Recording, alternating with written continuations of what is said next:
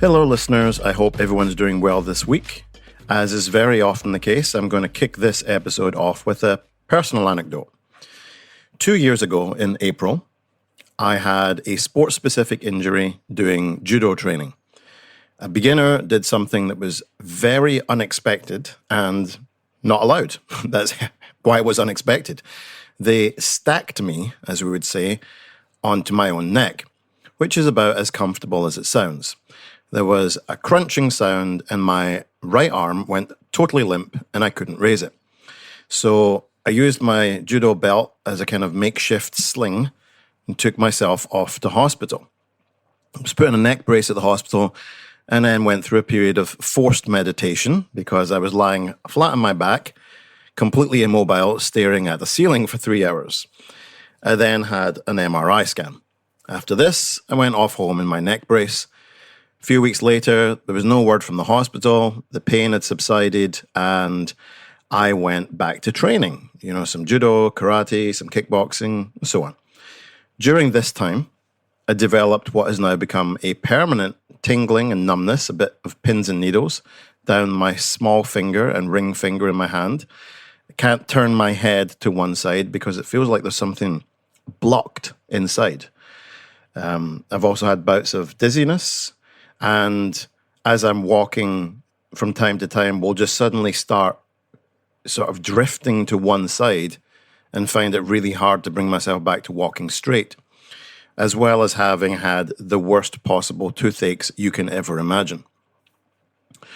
Now, last week, I received a phone call from the hospital, 2 years after my MRI, to ask if I could go in to see the spinal specialist right now. And I thought, well, that's curious. Hospitals don't normally call you up and say, come over immediately. But I suspect as well that since this has taken 2 years, that somewhere along the line, they had lost my MRI and maybe just found it. So anyway, off I went to the hospital. I met with the consultant and he showed me my MRI, showed me that 4 of my cervical vertebrae, so that's the ones in my neck, were a different color from the others. And that showed that there was basically damage to the vertebrae themselves. And of those 4 vertebrae, 2 of them had herniated discs, which it appeared when you were looking at the MRI and he zoomed it in that they were so badly herniated that they're actually touching my spinal cord. He said, this is the cause of my tingling, my inability to move my neck, my episodes of dizziness. Basically, it's some nerve problems in there. And he booked me in for another MRI and some physiotherapy and said that depending on the next MRI, I might need some surgery to my neck. So very exciting times. But although it's what we call in the philosophy of science, inference to best explanation, that this was caused by a sports injury, it's also possible that the discs in my neck were herniated.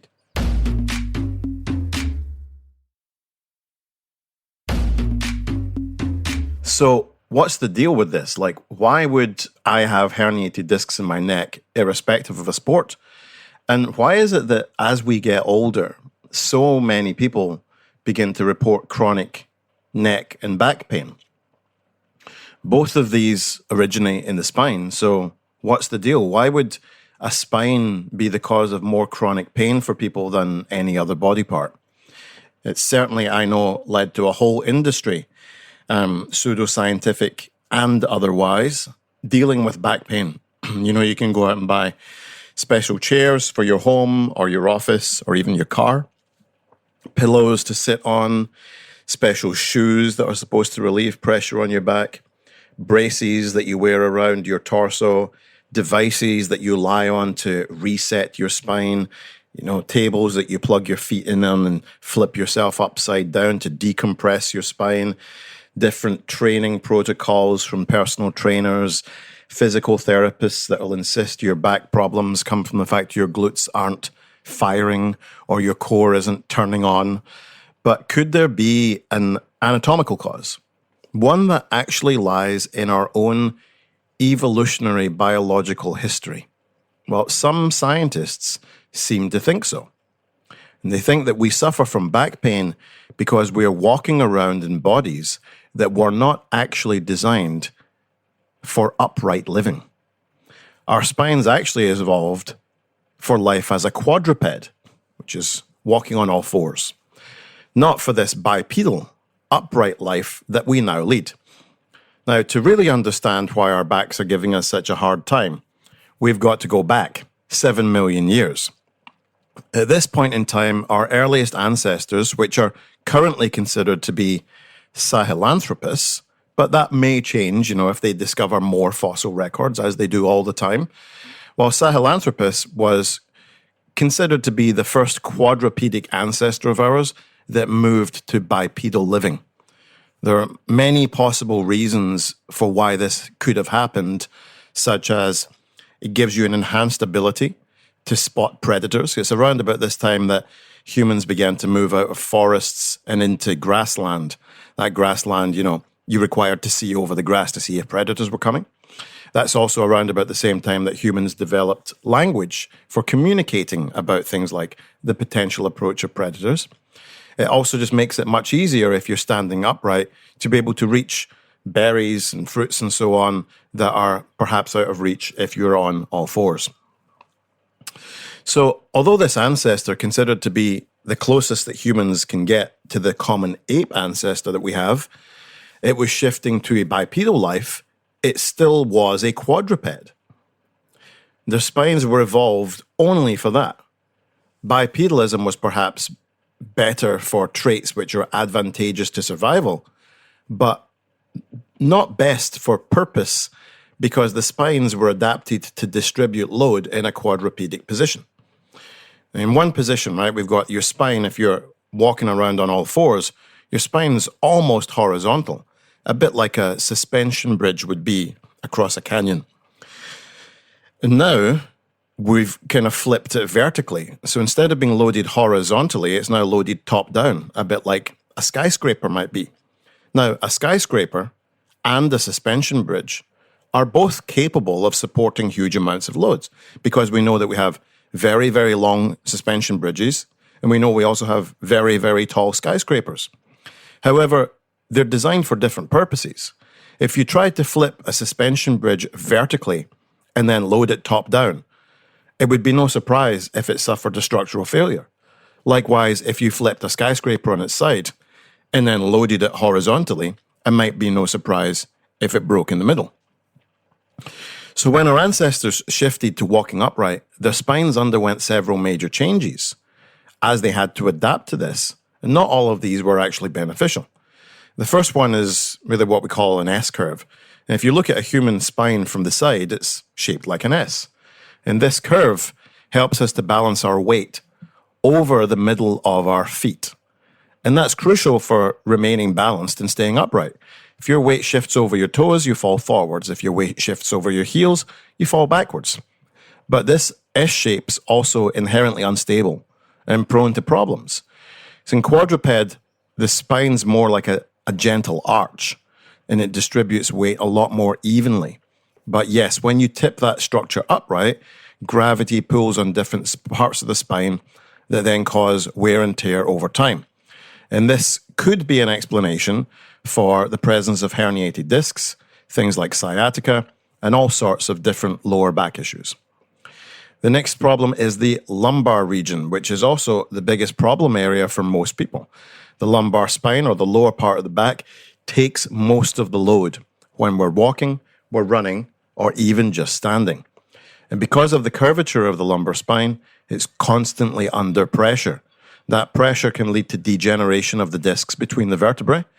And this is why lower back pain is by far the most common type of back pain, because the lumbar spine wasn't designed to handle vertical load over a lifetime, especially when we consider modern human lifespans versus our prehistoric ancestors.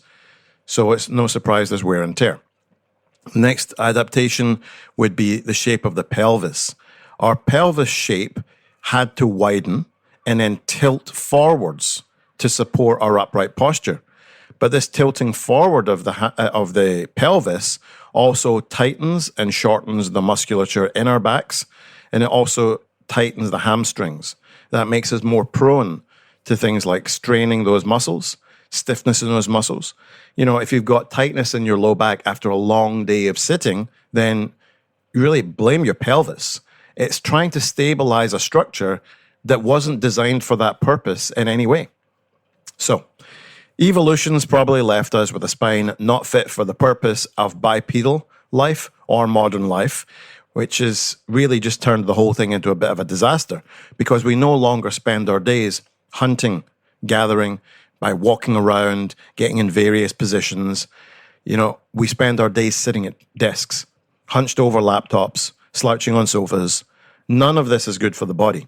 In fact, sitting down is arguably one of the worst things you could possibly do for your spine. When we sit for long periods of time, that natural curve in the lumbar spine flattens out and puts even more pressure on your discs. This compresses the spine down and it strains the surrounding muscles, leading to chronic pain, maybe. Then there's what we have known colloquially as tech neck, which is obviously a modern condition of technology where we're looking down a lot at our phones or computers. I'm doing it right now. Now, the human head weighs about 10 to 12 pounds, but when you tilt it forwards and down to look at a device, you're moving the load away from the center of mass, which makes it feel heavier, right? Because it's further away from where your balance point is. So you're taking something that weighs sort of 10 pounds and turning it into something that weighs about 60 pounds. This brings a lot of strain to our neck. So we're stuck with this kind of problematic spine because of our common ancestors, but doesn't mean really that you're doomed to suffer forever or that suffering will inevitably come, because there are things that we could do to mitigate the effects of our evolutionarily design. So we could move more, sit less, because the more we move, the happier our spines are and our joints in general. Frequent movement helps to lubricate your discs, strengthen your core muscles, improve your flexibility. If you have a desk job, recommend standing, stretching, walking around every sort of 30 to 60 minutes. You might even look into a standing desk. I know people that had a lot of problems with pain that was alleviated by switching to a standing desk. A strong core itself is essential for stabilizing your spine, something for sure that physical therapists have got right. So things like planks and bridges and other core strengthening exercises can help to take some load off your spine. So to conclude this week, our backbones are really a relic of a quadruped-based past. They've been retrofitted for life as a biped. And whilst it's definitely a flawed design, we can do things to keep our spine more healthy. More movement, some core strengthening, and maybe even just being more aware of our position in space. So think about not slouching over your device. And these things might be a more attractive proposition than trying to fix the problem going back to living as a knuckle-dragging quadruped. Hope everyone has a good week. If you want to send me an email, getfitguy@quickanddirtytips.com. Get Fit Guy is a Quick and Dirty Tips podcast. Thank you to that team, Morgan Christensen, Holly Hutchins, Brandon Getchis, Davina Tomlin. If you've got a question, you can also voicemail me. That's, if you're still living in 1980, 510-353-3104, or send me an email at getfitguy@quickanddirtytips.com. Visit quickanddirtytips.com. Check out the show notes in the podcast app.